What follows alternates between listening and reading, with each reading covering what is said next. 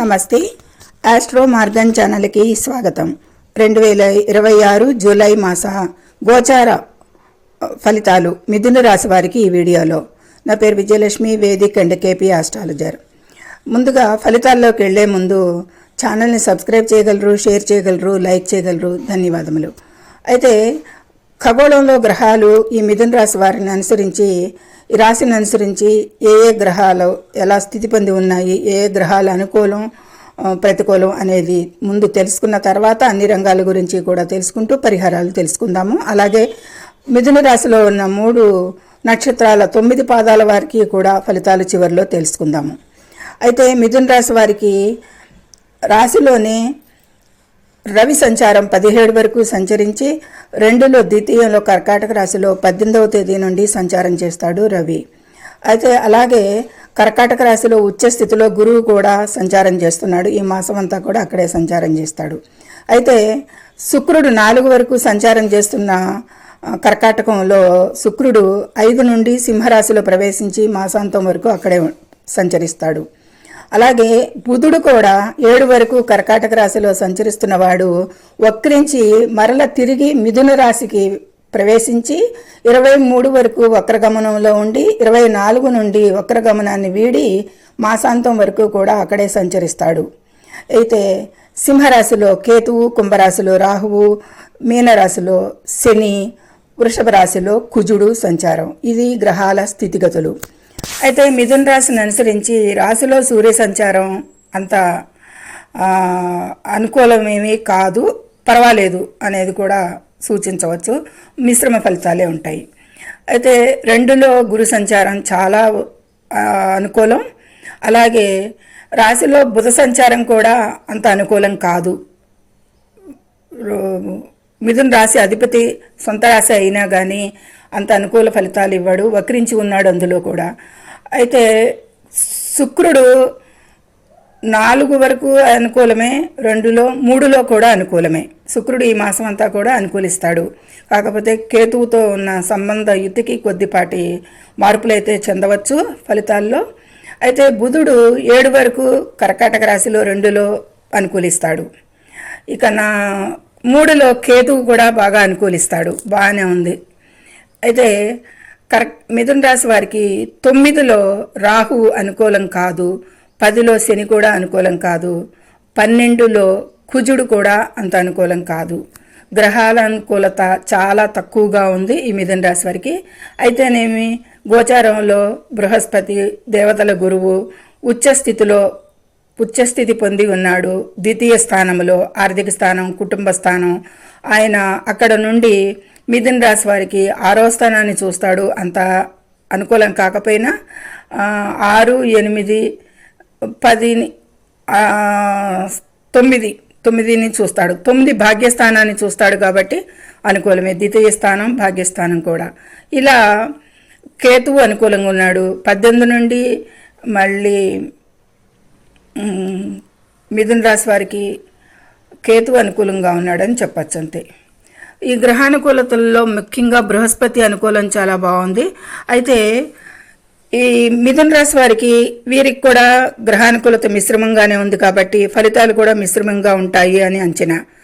ఆర్థికంగా అనుకూలించినప్పటికీ బాగా మానసిక ఒత్తిడి, అదనపు ఖర్చులు, కుటుంబ బాధ్యతలు, తొందరపాటు నిర్ణయాలు, వాహనాలు, పెట్టుబడుల విషయంలో చాలా జాగ్రత్తగా ఉండటం, ఇవన్నీ కూడా ఈ మాసంలో వీరికి హైలైట్ పాయింట్స్ అని చెప్పవచ్చు. అయితే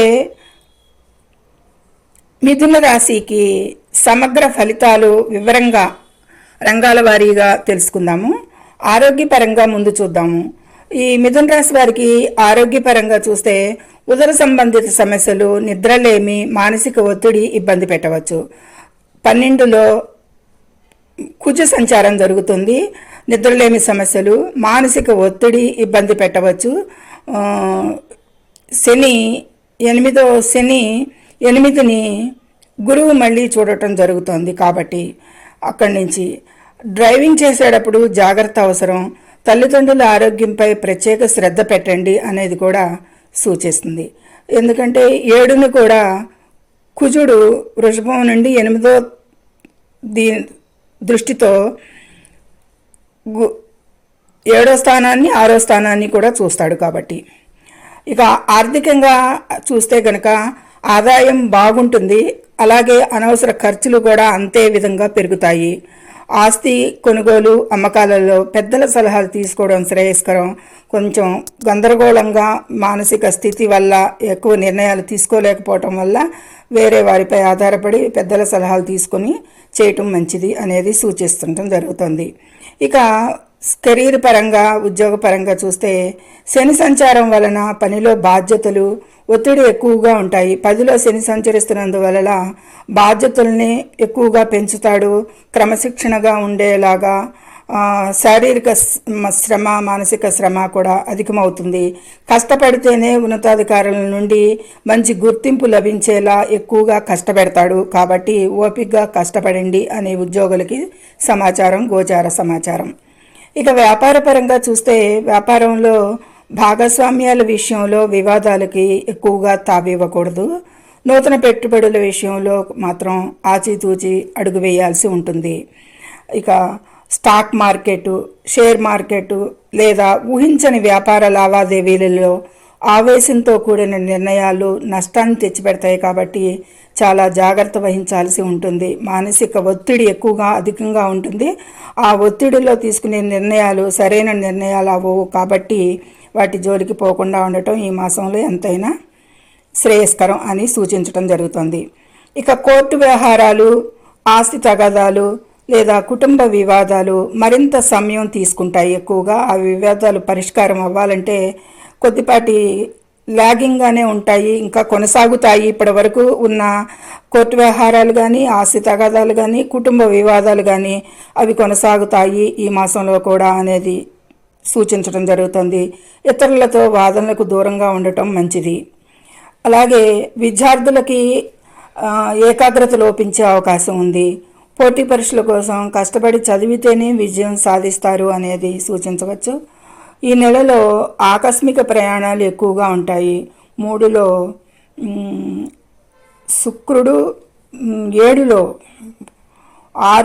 7ని రవి చూస్తాడు 17 వరకు కూడా, 9ని చూస్తాడు గురువు కూడా. కాబట్టి ఆకస్మిక ప్రయాణాలు కూడా ఎక్కువగా ఉండే 8వ దృష్టితో మళ్ళీ 8ని కూడా చూస్తాడు. కాబట్టి సడన్గా ట్రావెల్స్ కూడా ఎక్కువగా ఉండే అవకాశాలు ఎక్కువ కనిపిస్తున్నాయి ఈ గ్రహాల స్థితిగతుల వల్ల.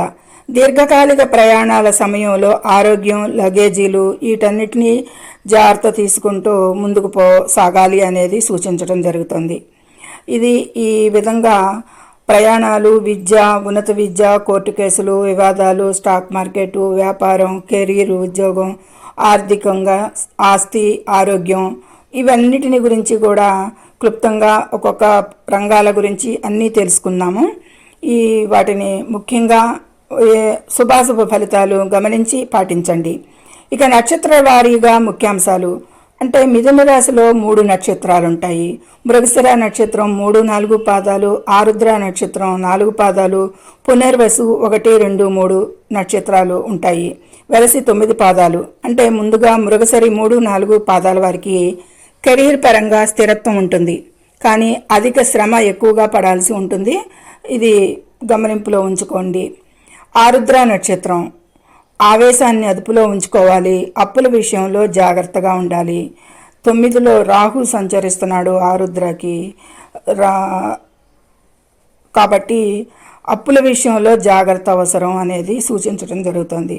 ఇక పునర్వసు నక్షత్రం గురువే అధిపతి. పునర్వసు నక్షత్రానికి కుటుంబంలో సంతోషకరమైన వాతావరణం ఉంటుంది. ఆర్థికంగా మంచి ప్రయోజనాలే ఉంటాయి. ఇక ఈ విధమైన ఎక్కువగా ఈ విషయాలకి ఎక్కువగా ఫలితాలు తెలుసుకోవటం జరిగింది. ఇక పరిహారాలు, శుభాశుభ ఫలితాలు కానీ ప్రతికూల ఫలితాలకి తగ్గించుకోవటానికి, ఎదురయ్యే సమస్యల నుండి బయటపడటానికి పరిహారాలు పాటించడం ఎంతైనా మంచిది. ప్రతిరోజు కూడా శ్రీ సుబ్రహ్మణ్య స్వామిని లేదా నవగ్రహాలలో శనీశ్వరుని ఆరాధించండి. రోజు ఉదయాన్నే ఓం నమో భగవతే వాసుదేవాయ అనే మంత్రాన్ని జపించండి.